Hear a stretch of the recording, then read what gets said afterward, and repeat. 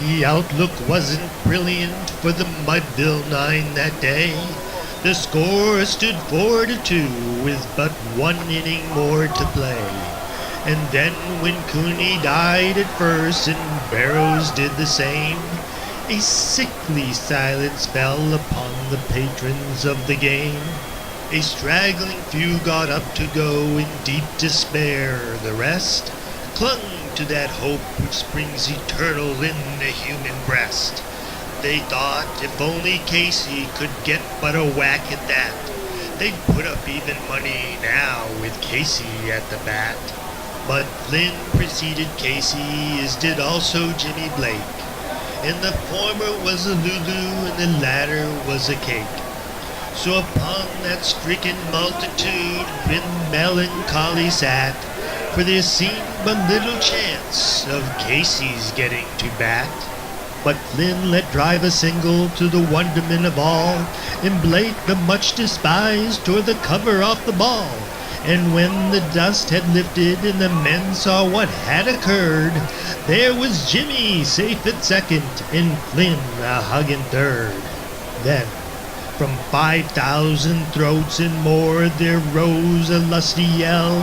It rumbled through the valley, it rattled in the down, it knocked upon the mountain and recoiled upon the flat. For Casey, mighty Casey, was advancing to the bat. There was ease in Casey's manner as he stepped into his place.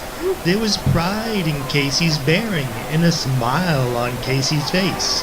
And when, responding to the cheers, he lightly doffed his hat, no stranger in the crowd could doubt 'twas Casey at the bat. 10,000 eyes were on him as he rubbed his hands with dirt.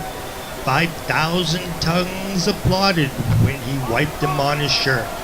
Then while the writhing pitcher ground the ball into his hip, defiance gleamed in Casey's eye, a sneer curled Casey's lip. And now the leather-covered sphere came hurtling through the air, and Casey stood a-watching it in haughty grandeur there. Close by the sturdy batsman the ball unheeded sped. "That ain't my style," said Casey. "Strike one," the umpire said. From the benches black with people there went up a muffled roar, like the beating of the storm waves on a stern and distant shore. "Kill him! Kill the umpire!" shouted someone on the stand. And it's likely they'd have killed him had not Casey raised his hand.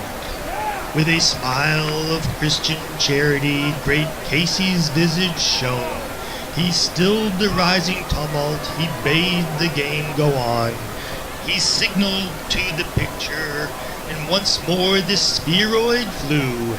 But Casey still ignored it, and the umpire said, "Strike two." "Fraud!" cried the maddened thousands. An echo answered fraud.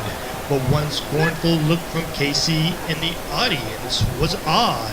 They saw his face grow stern and cold. They saw his muscles strain. And they knew that Casey wouldn't let that ball go by again. The sneer is gone from Casey's lip. His teeth are clenched in hate.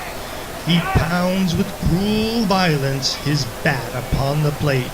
And now the pitcher holds the ball, and now he lets it go, and now the air is shattered by the force of Casey's blow. Oh, somewhere in this favored land the sun is shining bright. The band is playing somewhere, and somewhere hearts are light. And somewhere men are laughing, and somewhere children shout. But there is no joy in Mudville. Mighty Casey has struck out.